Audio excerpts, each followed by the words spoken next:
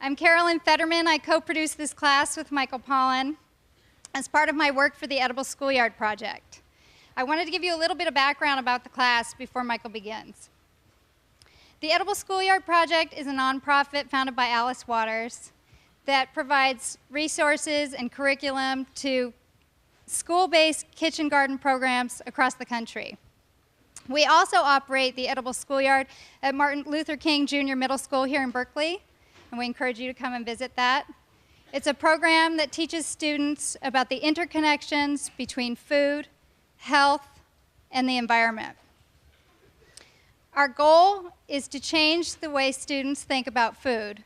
We call it inedible education. Last year, as part of the Chez Panisse Restaurant 40th Anniversary celebrations, the Edible Schoolyard project partnered with Michael Pollan and with Alex Schwartz in the College of Letters and Science to bring edible education here to Cal. If you're here today, you're already interested in changing the way we think about food in the 21st century and learning from some of the best minds on the issues. The 14 presentations that comprise edible education have been designed to give you the widest lens possible into the food system. We hope the insights you gain will change the way you approach food, not only as a consumer, but as an informed global citizen. Edible education is a unique course. It's a hybrid of students and general public and a partnership between university and public agency. This is just the second time the class has been offered. Thus far, the course is not funded by the university. Rather, a group of local organizations and foundations came together to support this class. They are the Epstein-Roth Family Foundation, Steven Silberstein, the Knight Foundation, Bon Appetit Management Company, and the Edible Schoolyard Project.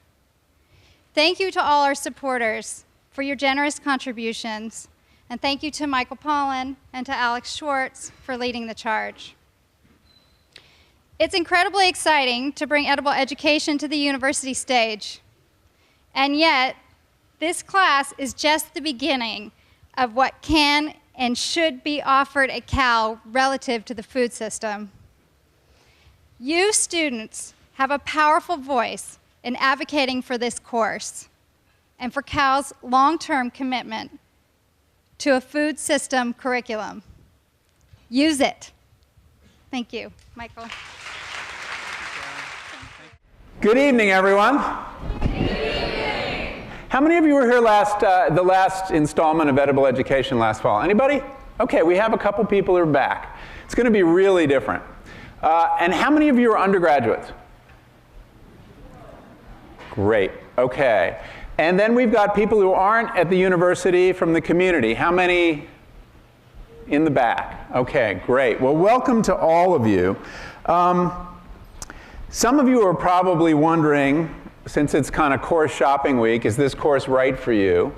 And some of you may be wondering, are you in because you're only on the waiting list? Can I enroll? When can I enroll?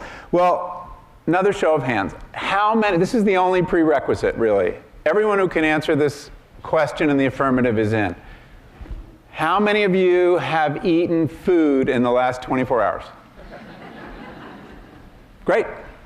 And if you're fasting, come to me and I'll write you a note. This is a class about how we grow and eat food in America, and about the movement rising to change how we grow and eat food in America. It's a very exciting time if you're working on food issues or thinking about them, because there is a lot of ferment in the country, not just in Berkeley, but all across the country and in Washington. There's a thread that's going to organize our course this year that's a little different than last time, and that is that we're looking at the role of storytelling in changing the food system, in understanding food. Storytelling shapes what we eat. Storytelling shapes the kind of food system we have. Stories basically organize our experience. And the story we tell ourselves as a culture about food is in the process of changing right now, changing dramatically. The story about where it comes from, the story about how it's produced, the story of its impact on our health and on the health of the environment and on class and a whole range of issues we'll get into. The story I grew up with around food will be familiar only to the older people in this room, and that was that food was a pretty simple thing that came from the supermarket or from a factory. It didn't bear much consideration. It was the product of industry. It never occurred to us it had been the product of nature. And industry had made it abundant and cheap. And it was to be regarded as a form of fuel, basically, or a form of entertainment. And that was pretty much it. The relationship of something like a McNugget was never called a chicken McNugget, it was just a McNugget.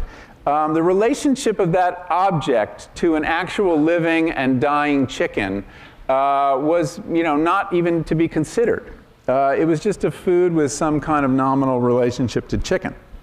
The stories told about food were mostly stories told by the food industry itself. They were marketing stories. And they often involved deliberate lies about how food was made, what was in it, what it would do for you if you ate it, the kinds of, the gauzy image of American farms where this stuff was supposed to come from. And most of us eaters accepted these stories uncritically. Well, that's kind of what's changed. That's the beginning of the change, which is the uncritical acceptance of this version of things is giving way all across the country. People outside of the food industry, journalists, chefs, farmers, environmentalists, activists, have begun telling very different stories about food, about where it comes from and how it's produced, about its implications for our health and the environment and our culture. And these stories have consequence. There's a story you can tell about a Big Mac that will change things. It will change things in the mind of the consumer and the behavior of the consumer, and it will change things in the corporation that produces it, and it will change things even at the level of the government if you play your cards right. Who gets to tell the story of our food is really what's being contested now. And there is a real battle between the food industry trying to regain control of the story of food and the groups that want to change that story. And who gets to tell it, whether it's food corporations or citizens or journalists or students, matters greatly to our health, to the environment, and I would say to the fate of the world. We have a perfect example of this fight coming up this fall, and it's something I hope we will talk about a few times. And that, of course, is Prop 37. Anyone know what Prop 37 is? Okay. Well, Prop 37 is a very controversial ballot initiative that we will be voting on November 6th to mandate, to require the labeling of genetically modified food. It's a very radical idea. It's been fought and defeated all across the country and in Washington and in the USDA and in the administration. But the people of California have a chance to change what we know about our food nationwide. And tens of millions of dollars will pour into California for this fight. So it's worth watching, and I think it has enormous significance for the food movement. Not that I'm a big fan of propositions. I think it's a really stupid way to make law, and there's some things about this proposition that, as you learn about it, you'll have problems with, but nevertheless, it represents a significant show of power for the food movement. So politically, it makes a big difference. But we'll talk about that later. We're going to hear many different kinds of food stories over the course of this semester from what is really an astonishing range of guests.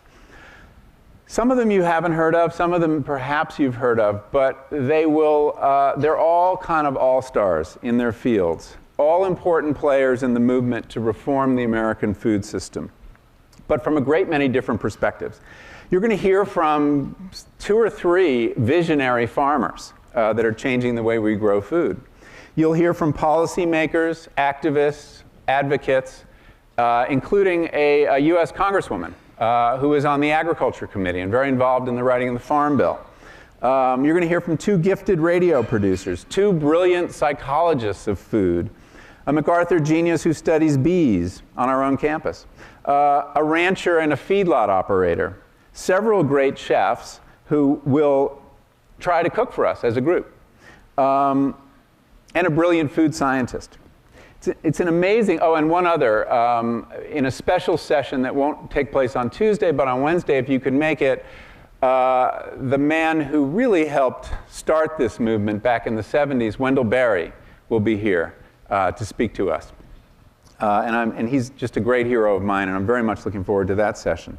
So it's an amazing lineup of speakers coming from all over the country, thanks to the generosity of, as Caroline told you, the Edible Schoolyard Project and a range of local and national foundations. It takes a lot to bring 14 guests to campus and put this whole thing together. And one professor working at Cal just couldn't do it without the help of these organizations. And also Alex Schwartz in LNS, who helped us navigate the difficulties of doing something like this on campus. So we have a lot of chefs here. In each case, we'll get a presentation from the speaker, and tonight I'm going to present. I'm going to tell a little story of my own. It's kind of my introductory journey into the food system and how I began to learn about how things worked. So I'll kind of tee things up for the semester. But first, I want to take care of a little bit of housekeeping, okay? And I hope I get this all right. I haven't taught many undergraduate courses, so you may have questions, but we do have 2 readers who can help answer them. So you have the syllabus, so you know it's a 2-credit pass-fail class. So what do you need to do to earn those 2 big fat credits? Well, expectations. First and foremost, you will come to every class. And in fact, if you miss 2 sessions or more, you won't pass. And by come to class, I mean fully present in mind and body. Having done the reading, which won't be very heavy, each of our guests is going to assign a short piece by way of background.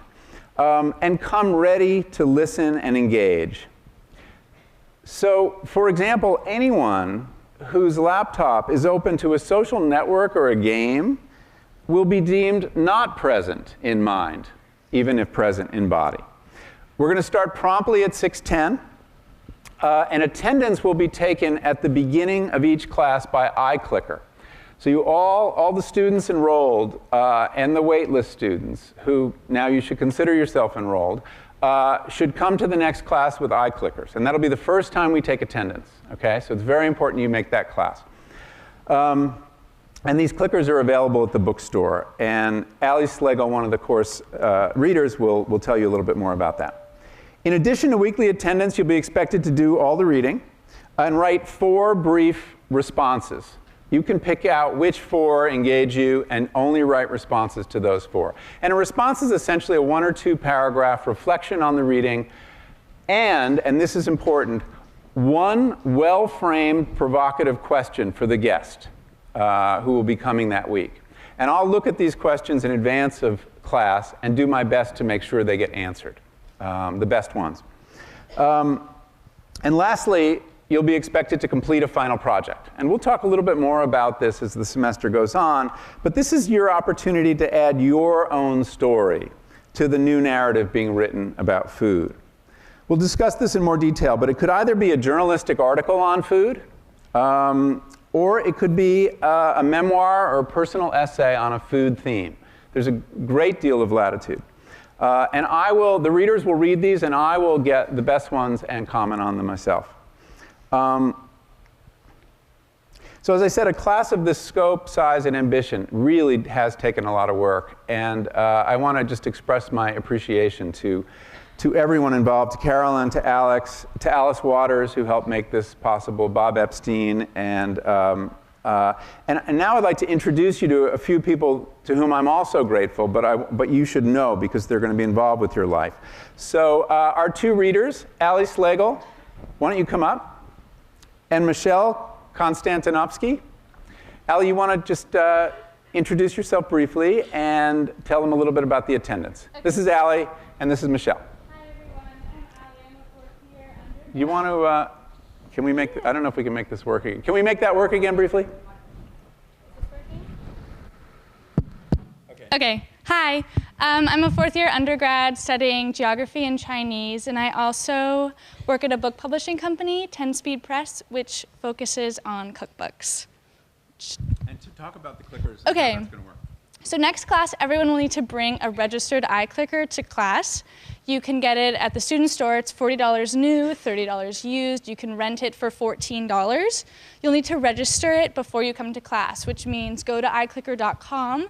You'll need the remote ID number, which is on the back side of the clicker. You'll need your student ID and your name.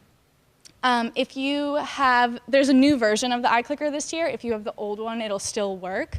But everyone needs to re-register their clickers because at the start of the year, they swipe data and you have to start over again. If you don't know if your clicker is registered, you don't know. There's a lookup on iClicker.com where you can put in your ID and see the status of it. So everyone, please make sure they're registered in your name and bring them next class. And if you have any questions, just email me. My information's on the syllabus. Thanks. Great, Allie. Thank you. Michelle, you want to just talk a little bit about the papers? And how Sure. they're read? Hi, guys. My name is Michelle. I'm a second-year graduate student at the School of Journalism where Michael's a professor. And I'm going to be working with Allie to grade the reading responses. So you're all responsible for 4, and you can choose any 4 you want. And we're just going to split the alphabet down the middle. So, yeah. So. I'm A through K. And I'll be doing L through Z. So, and also my office hours aren't on the syllabus, but if you want to jot them down, it's going to be Mondays 1:30 to 2:30.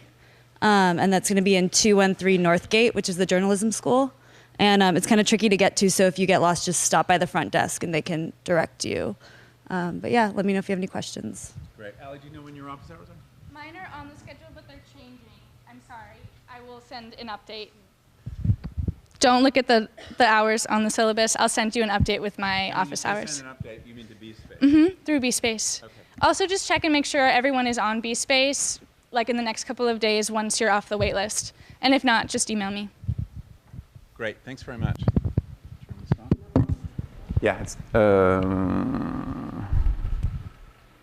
off. Yeah, there's one other person I want to introduce, and that's Letitia Yang, who is over here. Just stand up and Letitia works for the Edible Schoolyard Foundation, and she'll be playing a role too. And she is going to help, if you choose to do this, to produce your food story in collaboration with a website called Cowbird.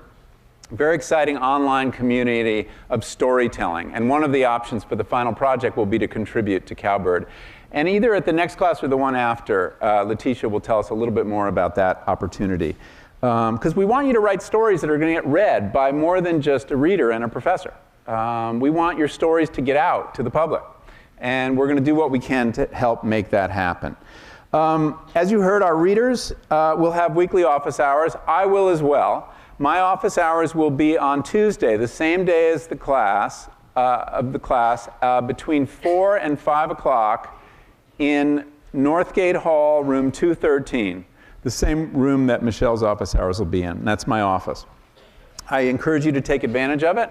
You know, how much time you have will depend on how many people show up, and it'll be kind of first come, first serve. It won't be every single week, but most weeks I'll be there on Tuesdays, and look forward to hearing from you. And then we have another exciting addition that we didn't have last time, which is an optional discussion session on Wednesdays. And that's going to be led, we're very lucky to have Nikki Henderson, the director of People's Grocery, which is one of the nation's premier food justice organizations. And she's agreed to organize the discussion session. Nikki, would you just come up for a minute and introduce yourself?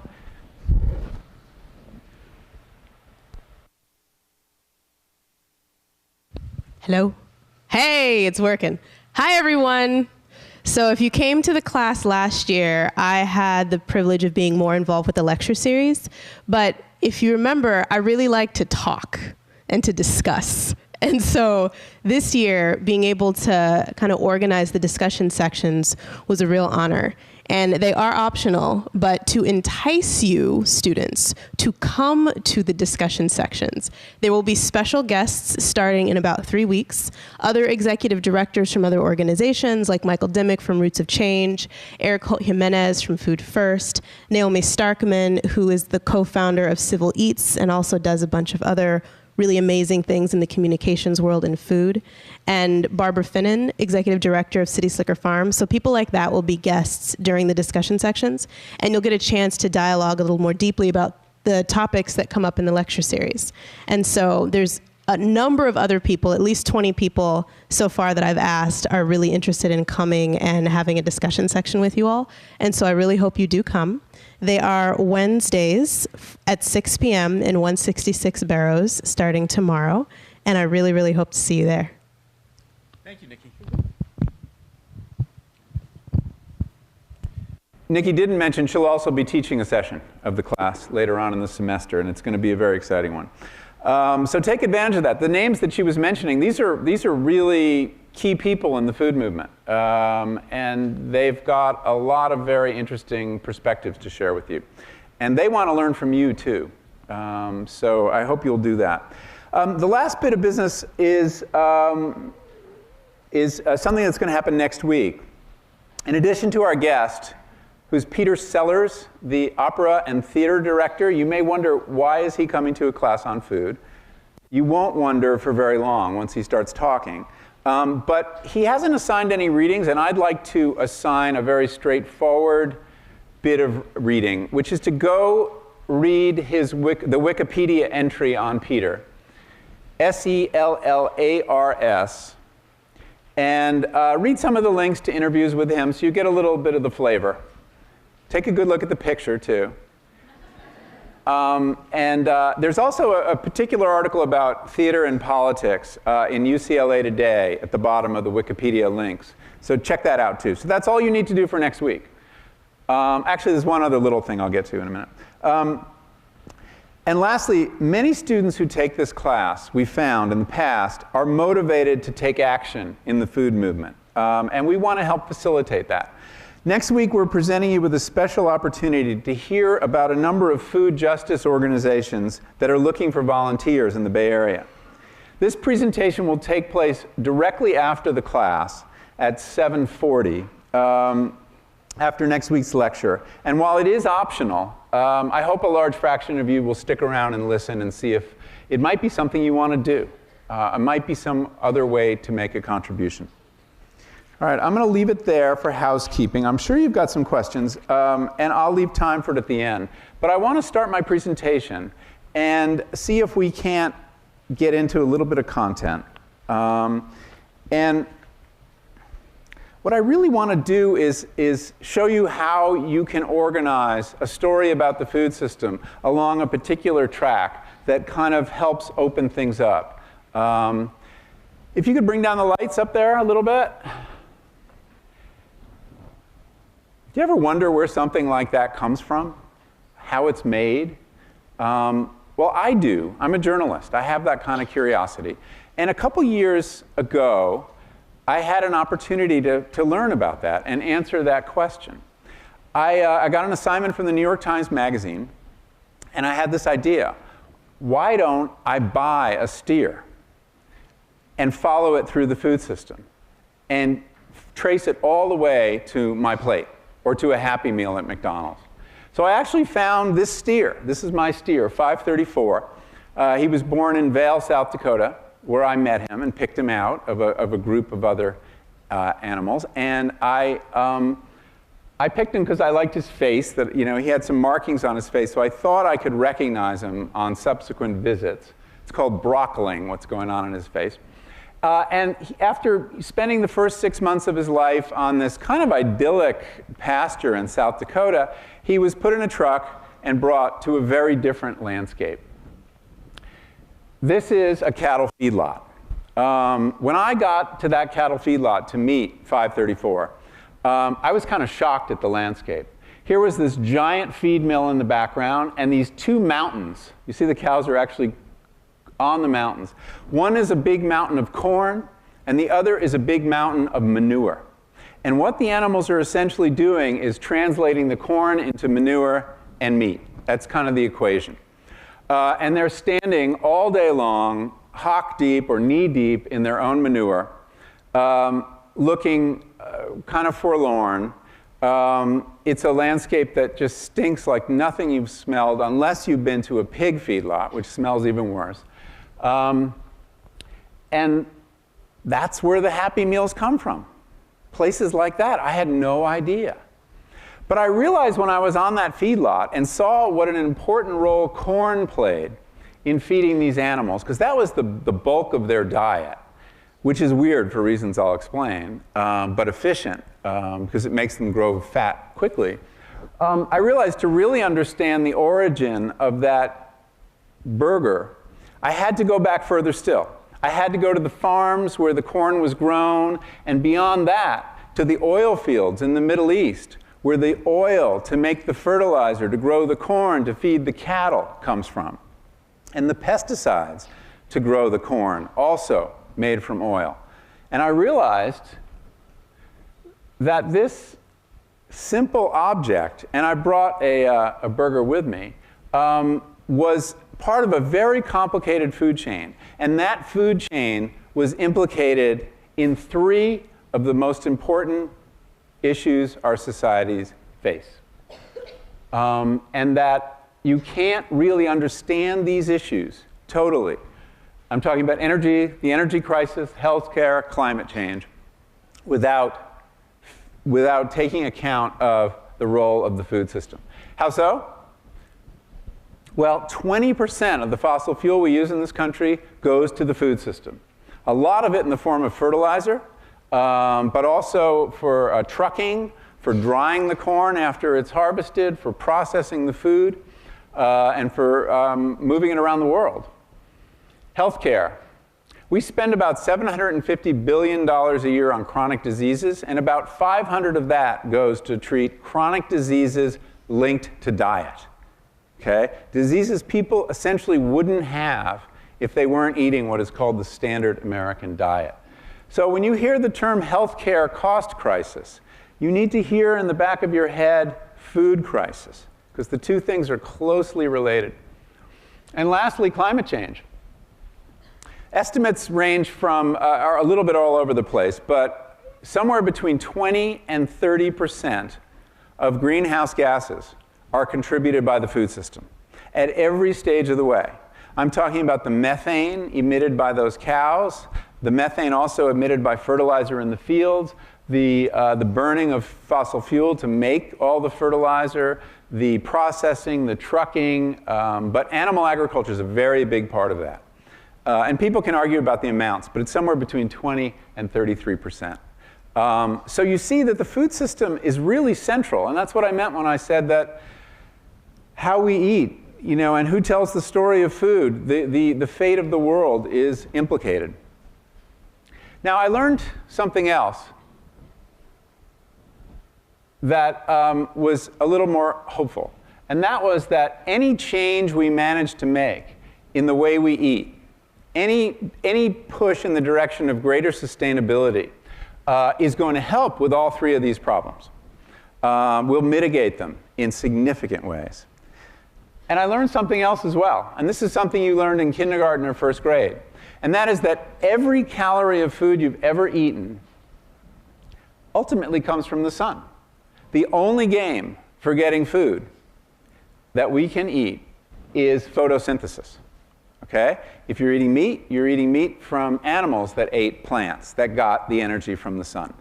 So the fact, this is a really key fact, that sunlight can feed us. And so that it suggests that it might be possible, theoretically possible, to wean our food system off of this heavy diet of oil and perhaps begin to push it back onto the sun. Now, I'll talk a little bit more about that and how it might happen. But first, we need to do a little history and to tell you how we got from there to here. And I want to do a really fast historical review of the rise of industrial agriculture. We all sort of know what pre-World War II farming looked like. because it's still the image used to sell farming to us, to sell food to us. Okay? These are all products that come off of feedlots like the one you saw earlier, or most of them are. But of course, we'd rather dwell on the picket fence and the barn and the mixed crops and the happy chickens and all this kind of stuff. And in a sense, that was what farming was like pre-World War II. It was a solar and human-powered system, so that the sun basically fed the plants fed the animals and us directly, and the animals, in turn, with their waste, with their manure, fed the plants. That was the main source of fertility. And so the line between sunlight, animals, sunlight, plants, animals, and man was pretty straight and direct and pretty local. And even though this system didn't produce huge amounts of food, it was, from an ecological point of view, incredibly efficient. And here's how you can measure that. A calorie, okay? A calorie, you know if you study physics, is just a unit of heat, right? A unit of energy. You can have calories in your food, you can have calories in your gas tank, okay?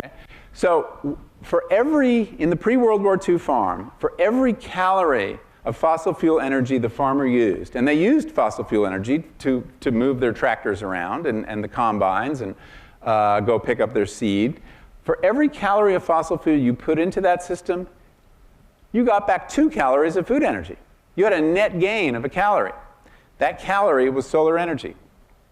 That's the free lunch. That's nature's free lunch right there. So how did we move from one system to the other? Well, after World War II, there was a lot of pressure to get more food from fewer farmers. We had a baby boom. We had more mouths to feed. We had a population that was sick of rationing, because during World War II, it was very hard to get meat, butter, eggs, and sugar. And people really wanted to binge on those particular foods.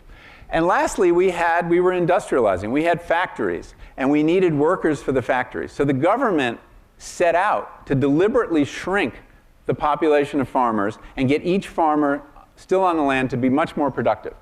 And how did they do that? Well, they did a couple interesting things. They took the war machinery and adopted it to agriculture. One of the things that is kind of striking about fertilizer is the same material, and those of you who remember Timothy McVeigh know this, it's the same material used to make bombs. So at a given moment in 1946, several of the big munitions plants, like Muscle Shoals in Alabama, converted from making bombs to making fertilizer. And they also took all the research that had been done on chemical warfare and turned that into pesticides. So you see, we kind of took the war, this war machinery and this war technology and adapted it for agriculture. And if you added fertilizer to this system, suddenly you didn't need animals anymore. You could really ramp up production. And essentially what we did, now that those munitions are made from fossil fuel. Those pesticides are made from fossil fuel. So we took what we had in abundance, which is lots of cheap fossil fuel, and used that to increase the production of farmers. We also changed policies to push this. This is Earl Butz, who was President Nixon's brilliant Secretary of Agriculture. He was an agricultural economist. And he kind of figured out how to rejigger all the incentives to get farmers to expand, concentrate on 1 or 2 crops, get big or get out, he told farmers, and industrialize and stop with the diversified crops, which aren't as productive. And he encouraged farmers, and our farm policy encouraged farmers to focus on 2 crops that were highly productive in the American Midwest, in the Corn Belt: corn and soybeans. Now, these are, if you want to just get sheer calories of energy off the earth, in a highly mechanized monoculture, these are your 2 crops. And they take turns in the field. You do corn one year, soy the other. But it's important for you to understand that this is not corn on the cob and edamame. Okay? These are industrial raw materials. You can't eat this corn. Yeah, anyone see the movie King Corn? They try to eat this, right? They try to eat an ear of the corn they grew, and it's like they spit it out. It's very starchy. And same with the soy. It's not edible. What it is cattle feed and the raw materials of processed food. Okay? That Happy Meal is all made from corn and soy. So we moved from this diversified system of plants and animals on the same farm, closed nutrient loop, to a very different model. Basically, we moved in the direction of a factory system, highly efficient, inputs in the form of fertilizer and pesticides to grow lots of corn, which is then trucked a distance from the farm, fed to cattle on feedlots, or brought into processing plants to make things like soda, which is made from corn, high fructose corn syrup. And this became what the food system looked like. And we also brought those same principles of industrialization, the factory model, to the preparation of our food. And this is some early footage from McDonald's. And this was kind of bringing the genius of the factory idea into making food, making it cheap, making it abundant. And this is probably from the 50s.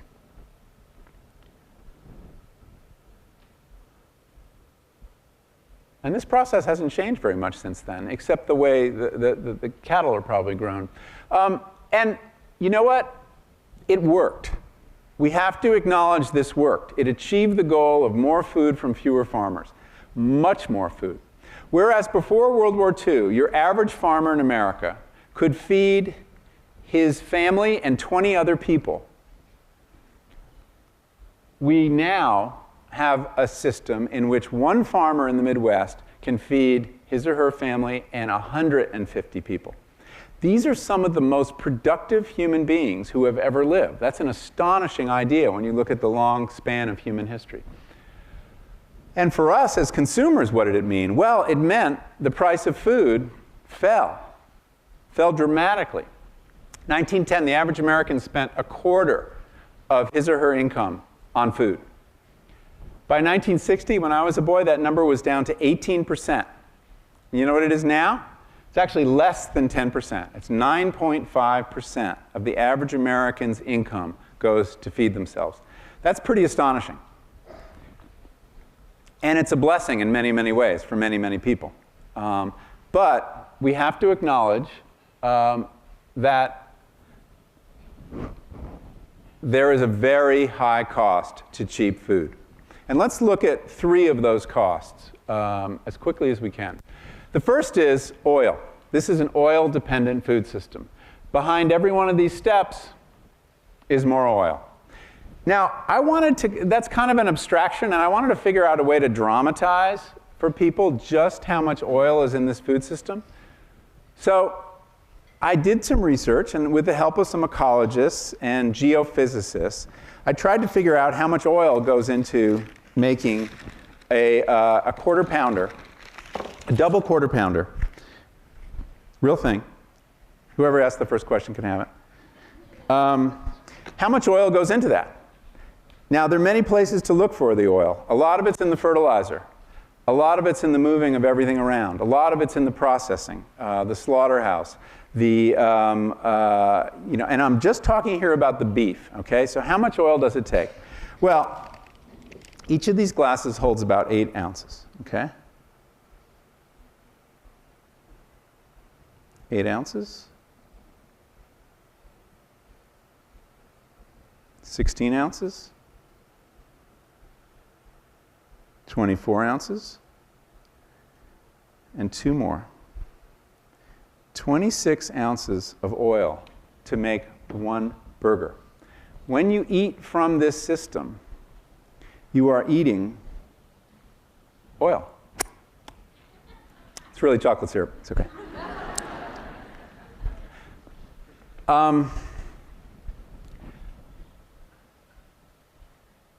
And this kind of ecological transformation of energy. We went from 1 calorie of fossil fuel to 2 calories of food energy. You know what it is now? The average calorie in the supermarket, it took 10 calories of fossil fuel energy to produce 1 calorie of food. That's what we mean when we say the industrial food system is unsustainable. That can't go on indefinitely. And that's the average, okay? That includes the broccoli and the, bread and things like that. If you look at beef alone, 55 calories of food energy to produce, 55 calories if possible to produce 1 calorie of hamburger. Okay, second cost of cheap food I want to look at is health. The minimal thing that you want your food system to do is keep the population that depends on it healthy. But our food system is not doing that. We have an epidemic of chronic disease. We've spent an enormous amount of our resources on healthcare. And we have a population that is getting fatter and fatter. 2/3 of Americans are overweight. 1/3 of Americans are obese. And that number is expected to rise to 50% of the population within 10 more years. We also have a third, the estimates are 1/3 of the children born in the year 2000, 12 years ago, are predicted to get type 2 diabetes, which is a chronic disease directly linked to diet.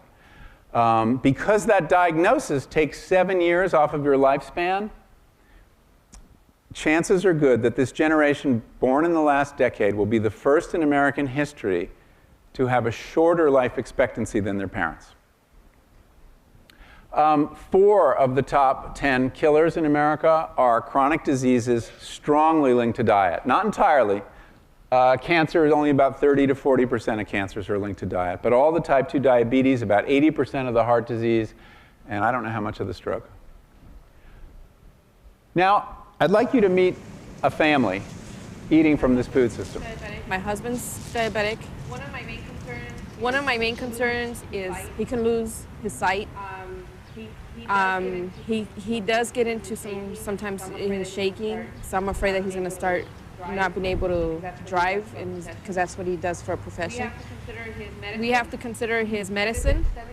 What is it, $70? 50 pills cost him about $130. But he's on 2 different types of pills, 100 and something for one pill, and then 100 and something for another. That takes a lot of our income away. We're really tight from either paying for his medicine to be healthy or buying vegetables to be healthy. So which one should we do? Which one should we do? We're forcing a choice between medicine and healthy food. And this family, by the way, this is from Food Inc., if you've seen the movie Food Inc. These are the Roscoes from Baldwin Park, California. And they eat most of their meals at Burger King. And they can feed the family really cheaply at Burger King. And they know full well that this is not healthy food. And there's another scene where the girls want to buy some fruit. They want to buy some pears. And the father says, well, go see how much they are, and they weigh them. And the pears are like $3 or $4, and they can't afford it.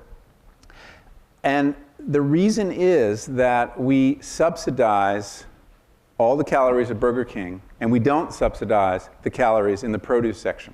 That's just the way our agricultural policies are working right now. And if you want to prove this to yourself, and all this unhealthy food is what happens when you base your system on corn and soy.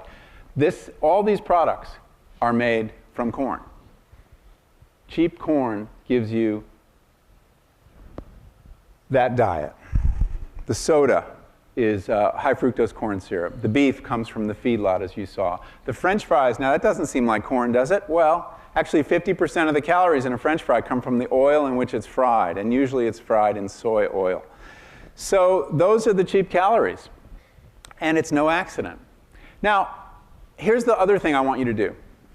Over the course of the next week, go to a supermarket, okay, or a convenience store, and see how many calories, pure calories, you can buy for $1, okay?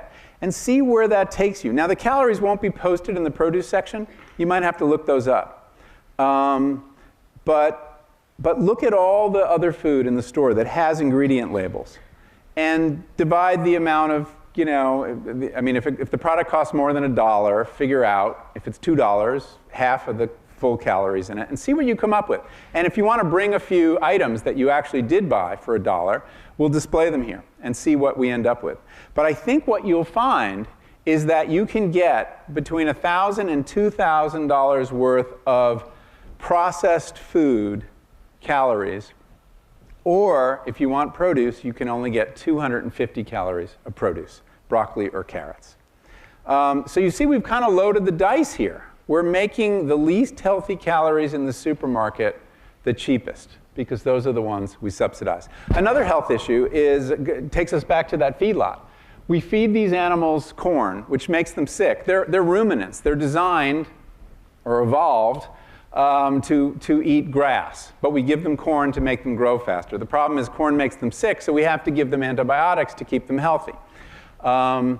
What happens when you give antibiotics to animals in those kind of numbers? Well, you're breeding, essentially, antibiotic-resistant germs.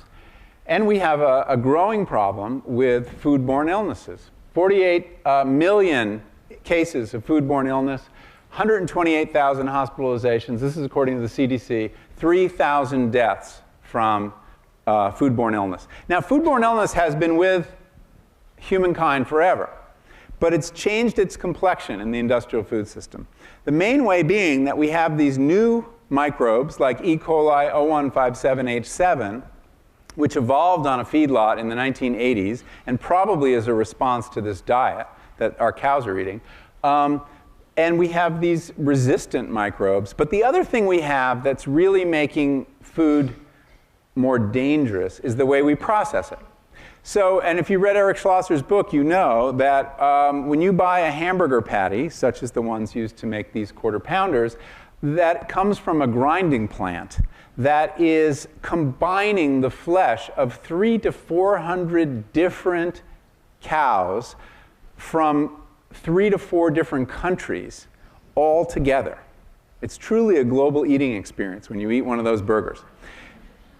The problem is, if any one of those animals was carrying a lethal microbe, it's going to get mixed. It's going to spread. It's a perfect petri dish for spreading disease.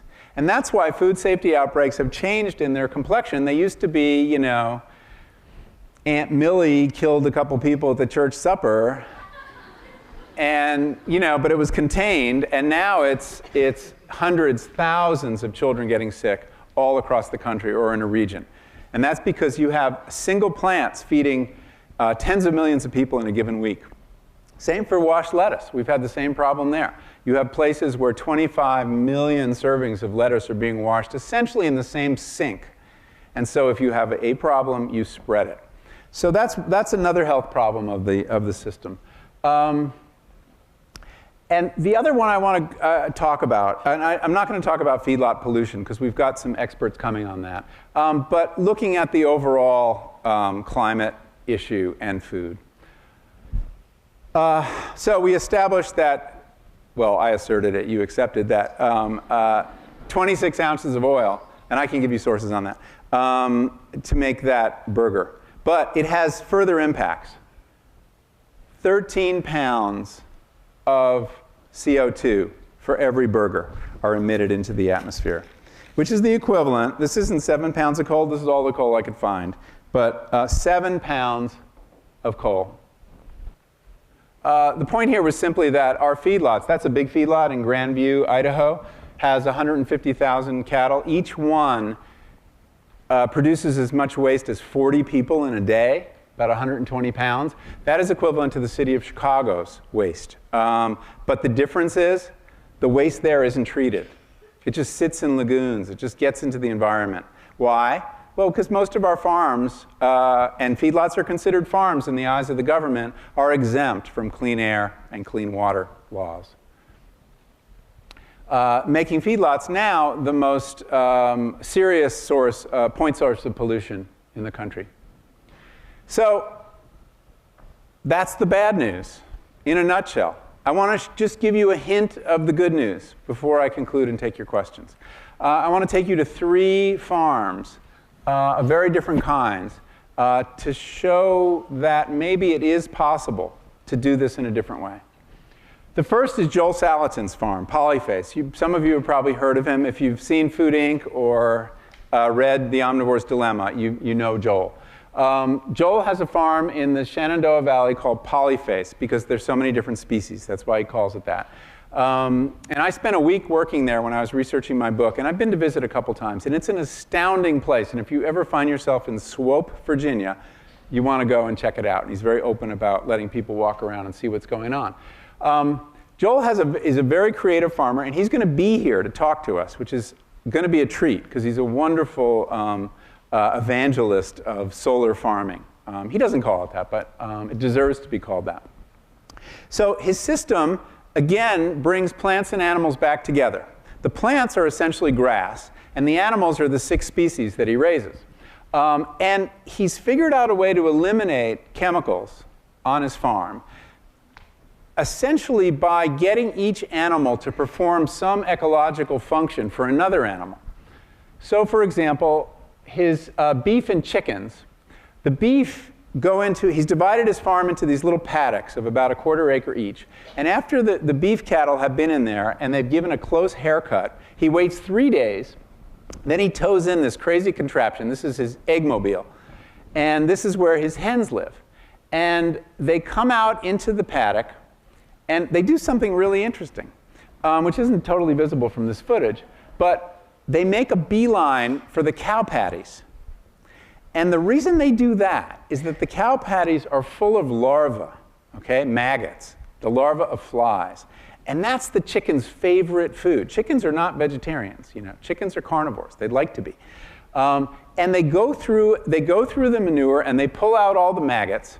And the reason he waits 3 days to bring them in is because he wants the maggots to get nice and big and grow. Because he's growing, that's how he's growing food for his chickens. But if he waits 4 or 5 days on a hot day like today, they'll hatch and he'll have a huge fly problem. So he knows just how long to wait. Chickens come in, they eat the maggots, and that's why he calls them his sanitation crew. They take care of, it's the reason he doesn't have to use what are called parasiticides to kill flies. If you've ever been on a farm with cattle, you know how many flies there are. Well, there are very few flies on this farm. But the chickens are doing something else. That's his house. The chickens are also pulling apart the manure and spreading it because they're working on it with their feet. And they're fertilizing the pasture with their own manure, which has tons of nitrogen in it, to such an extent that within 3 or 4 or 5 weeks, depending on how cold it is, the grass is back. Okay? It's as tall as it was before, and he can graze another species. And then he rotates through. It's like a dance. It's a dance of kind of ecological synergy through the farm. And he'll go into much more detail about this. But it's a solar system. The sun feeds the grass. He calls the grass, every blade of grass he calls his solar collectors. The grass feeds the cattle, because they are uniquely evolved to digest grass. We can't eat grass. We can't deal with all the cellulose, but they can, and turn it into valuable protein. The cows feed us, and they also feed the chickens, and the chickens feed us. And the pigs are involved in another way I can explain another time, or we'll let him explain. So this is real-time solar farming. The only input he needs is some chicken feed. They don't get all their food from the maggots and the grass. They eat grass too.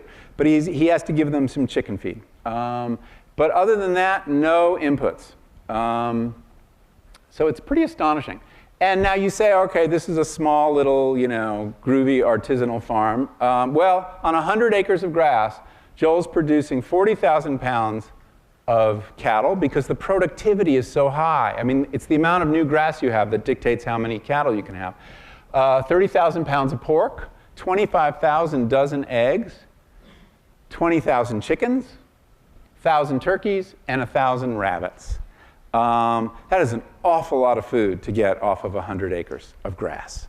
Grass.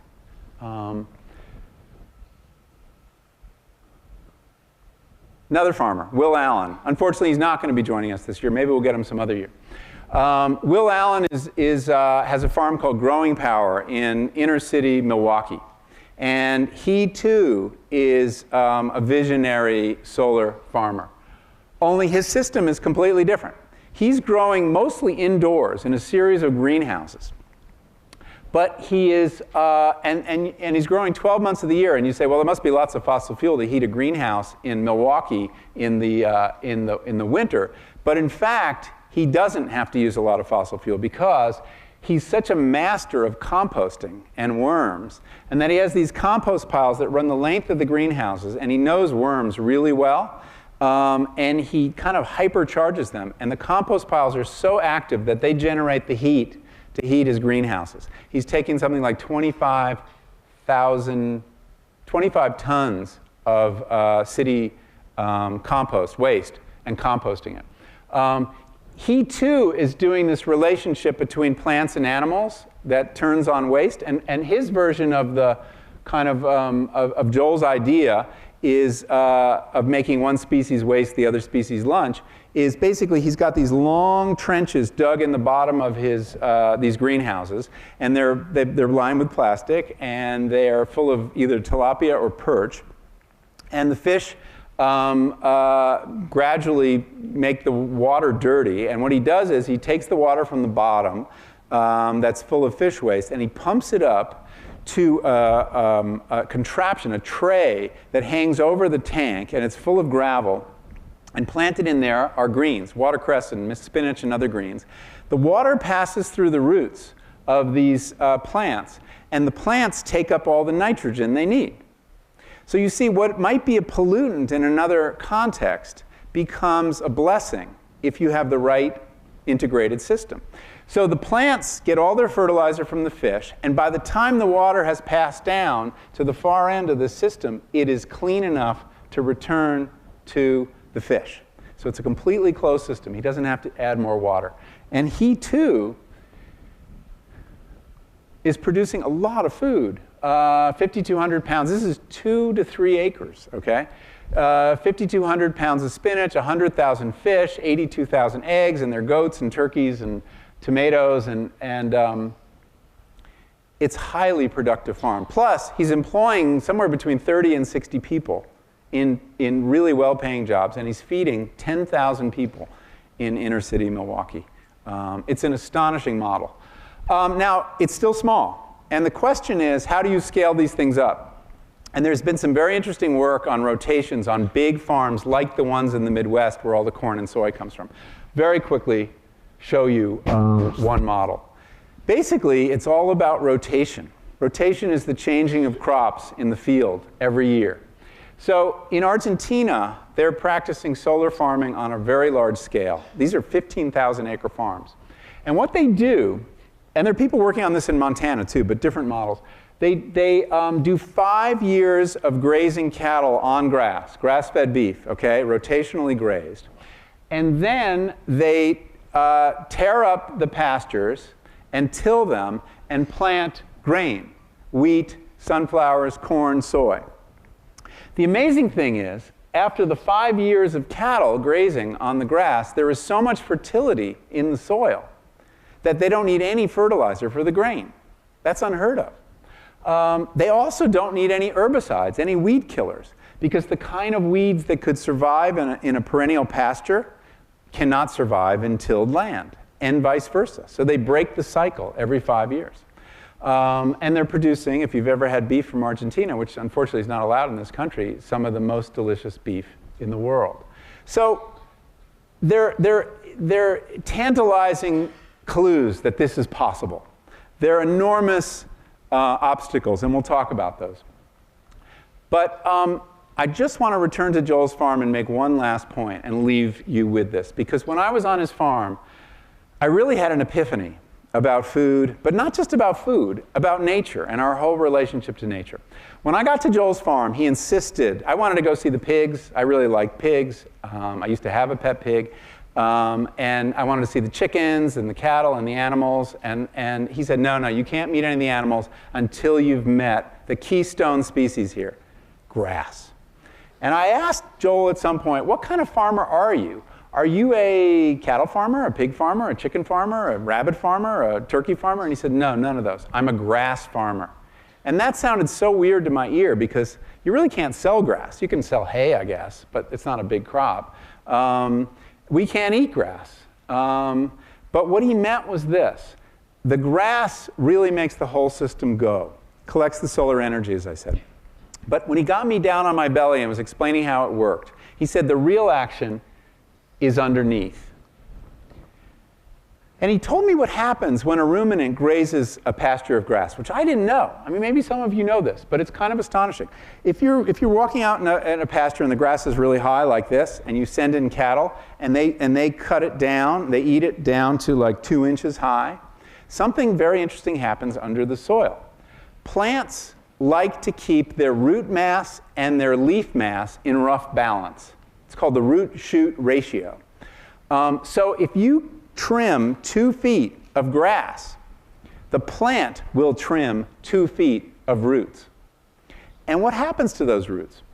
Well, they die, and they're set upon by bacteria and fungi and nematodes and earthworms and all that life that lives in a healthy soil. Essentially, the earth, the soil, digests those roots and turns them into what? Into carbon, into nitrogen, into nutrients for the plants. So what that means is at the end of a year of properly grazing this grassland, not only do you have all that food, the 40,000 pounds of beef and 30,000 pounds of pork and 25,000 dozen eggs, you actually have more fertility, more biodiversity, especially in the soil, and more soil, more carbon, not less. This is such a radical challenge to our most deeply held idea about our relationship to nature, which is what? That it's a zero-sum relationship. That either we're getting what we want or nature's getting what he or she needs. Okay? That it's a process of subtraction. More for us, less for nature, whether we're entertaining ourselves, taking energy out, or food out. Okay? It's not necessarily true. If we can harness the power of the sun, there is a free lunch, and it depends on grass. So that was the hopeful lesson I took from this. And Joel will talk more about this when he comes to class at the end of October, it will be a treat. And so the question then becomes, so what do we do? How do we get from here to there? And that is, in a sense, the goal of this course, to try to provide some answers to that question. And I'm not going to talk about policy solutions or what individuals can do now, but there'll be plenty of time for that. But that's my kind of once over lightly introduction to the situation that we face and the hope for change. So I'd like to bring up the lights, and we've got a few minutes left, and see if you have any questions about what you've just seen or about the class and the mechanics and what's going to happen. Yes? Have more farmers since adopted Joel Salatin's model directly, or have they started to edit it across the country? I mean, how many more farmers have adopted it directly? Yeah, the question is, have more farmers adopted Joel's method? And the answer is a resounding yes. There are a great many farmers, including many in California, who are growing food this way. And you see, you know, all the pastured chicken eggs you now see in farmers markets, those are part of a system like this usually. And it's been very encouraging to see, as Joel has gotten more fame and he teaches all these workshops, many more farmers are experimenting with his ideas. They're not adopting them in lockstep because it doesn't work. You have to adjust it. Like California, our season for grass is very different than it is in Virginia, which species work. So a lot of work needs to be done adapting it to specific climates and microclimates. But yeah, it's a method that's catching on, which is remarkable because it's not getting any help from the Department of Agriculture. Yes? I just had a quick comment about the class and then a question about this. Sure. The comment is, I went to the bookstore today to pick up the iClicker that I rented online, and they're on back order for 2 to 4 days. So I don't know if that's going to be an issue. Well, luckily it's not 7 days. The iClickers are on back order. Allie, do you know anything about that? No, I mean, you can also get them on Amazon. You just have to have it by next class. So there are other ways to get it. If not at the bookstore, you can get them on Amazon too. And then my question was, if other farmers were to adopt this across the country and kind of keep it, not small, but like Joel Salatin's size, wouldn't that also employ more people and help with, the environment in terms of transportation? The question is, if more farmers adapted this, wouldn't this help with unemployment? It's funny you should put it that way, because in general, if you're in a room of farmers or people in the food industry, they would point to that as a weakness. Well, you need more people to farm this way. Well, what's so bad about that? I mean, we've been working to have fewer farmers produce more food for a very long time. And I think, and we'll talk about this more in the semester, that the biggest challenge to making the food system more sustainable is the number of people you need to do it. And I think we have to recognize that as a very positive thing. But we have less than 2 million farmers in this country of 310 million people. And people estimate we would need tens of millions more farmers to farm this way. And the question is, where are those people? How many people want to do this? We have to make farming a much more attractive career option, I think, and help farmers get started. So how you breed a new generation of farmers able to do this is a big issue. Frankly, there's also the skill set required to do this is very unusual. We live in a specialized culture. You're all being encouraged to pick a major and figure out the one thing you're going to do. And everybody asks you and your parents ask you, what are you going to specialize in? Well, Joel's not a specialist, right? He has to master 6 different species plus grass and soil. And all the training for farmers is going in a very different direction. So we need a generation of generalists, too. Yes? I have 2 questions. So As loud as you can.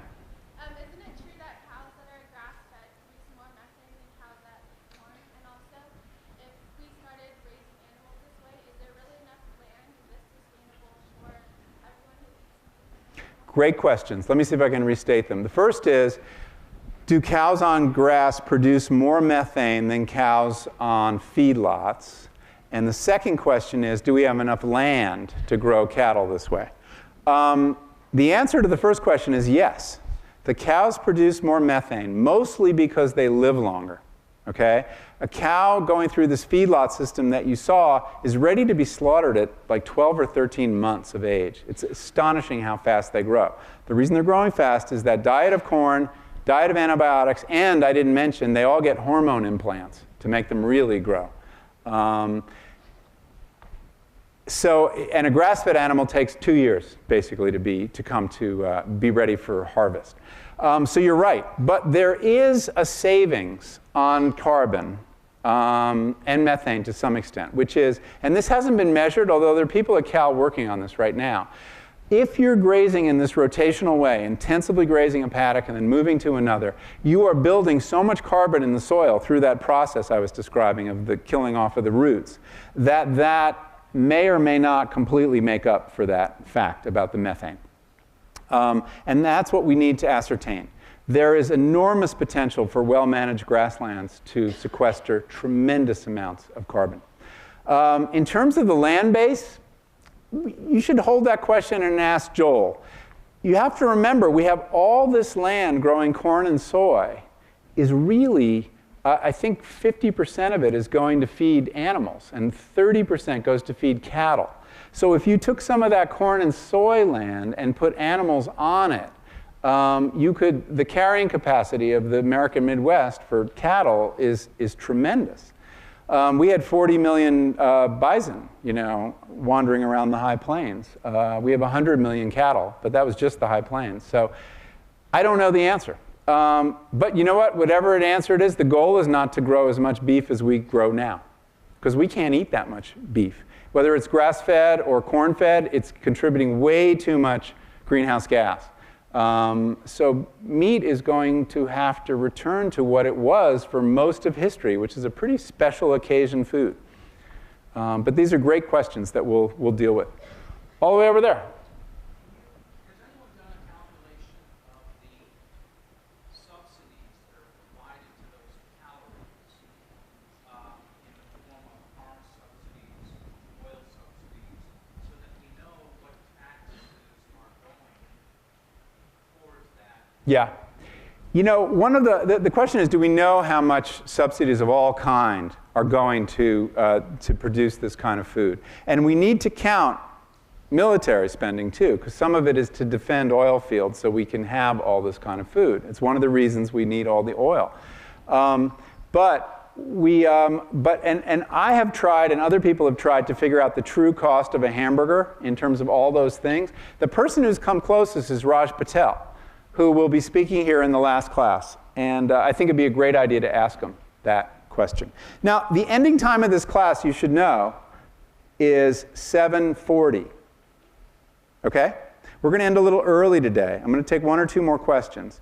And if anyone's got questions about mechanics, we should get those out of the way right now. Otherwise, after class, the course assistants will be lingering for a little while, and they're down in this corner of things. Yes? Yes?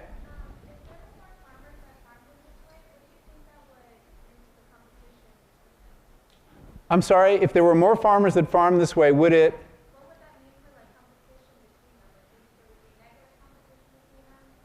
Would there be negative competition between them? I don't know. That's a good question. I haven't thought about it that way. You know, if we commit to growing our food more sustainably, if we set up some incentives for people, say, to keep cattle on grass and get them off of feedlots, there would be an enormous need for more farmers. So I don't know that they would have to compete with one another. I think there's plenty of room. The demand, the reason grass-fed beef is so expensive, there are a couple of reasons, but if you've tried to buy it yourself, you know it costs at least twice as much as feedlot meat. One is there's not enough supply. There are not enough people producing it, and the demand is so high. The other reason is that it takes longer to grow. So I think the demand for sustainable food is so high that it'll be a long time before you've got farmers set against farmers in producing it. Yes, right there.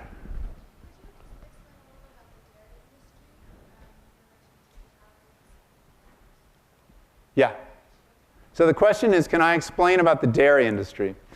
The dairy industry is similar in many ways to the cattle industry, or has become that. Dairy cattle were on grass a lot longer. Because if you put a dairy cow on grass, they can live for like 14 years and keep producing. But they don't produce as much.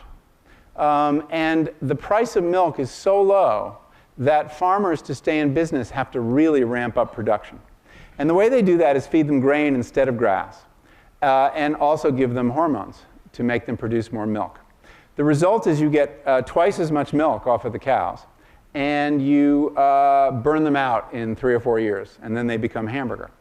So it's a kind of brutal system now, but it's very efficient, and the economics work. There are farmers who are keeping their cattle on grass, and if you look at something like Organic Valley Milk, which is one of the organic brands, they insist that their farmers use grass in the whole time of the year when they can.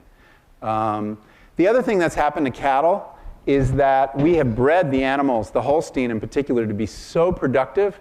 I mean, these are like, they have V8 engines, you know, in their teats, and they need an incredibly rich diet to stay alive.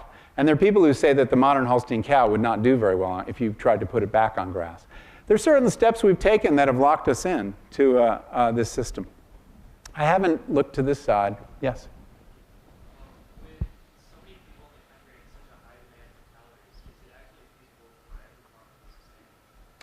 With such a demand, with so many people in the country and such a high demand for calories, is it feasible for all farmers to be sustainable? That's the big question. It really is. You've hit it on the head, and we should be asking a lot of our guests that very question. The honest answer is, I don't know. I don't know. One of the big questions is, are we dependent at this point on fossil fuel-based fertilizers? There are people who say we are. There are people who say that there are 2 billion people alive today who wouldn't be alive today if not for fossil fuel fertilizers. And then there are other people who say, no, with the proper kind of agriculture and proper kind of rotations, we can get all the nitrogen we need. But it is one of the big questions we face going forward. Can you feed the world sustainably? And that's one of the questions that we'll take up in this class. And I'm not going to give you a glib answer about it, because it's not an easy one. But thank you for asking it. Yeah?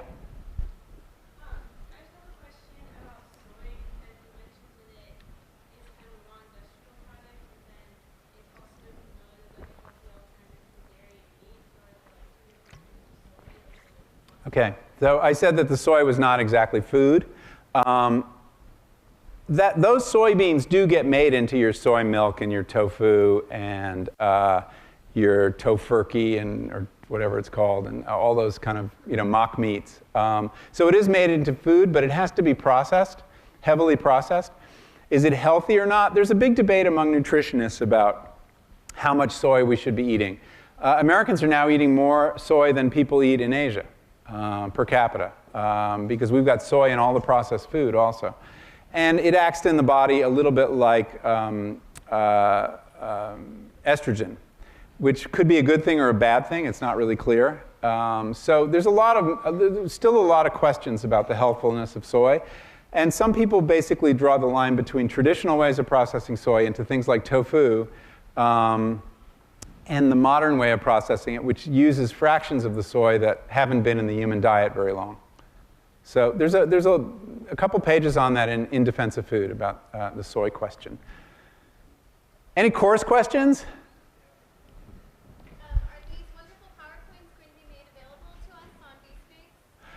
Are these PowerPoints going to be made available to us on BSpace? No. However, all the lectures are being taped, and they will be posted on a YouTube channel, I think on a YouTube channel, within a week of the classes. So you'll have that record of them. I'm always happy to give you a copy of the deck. Yeah?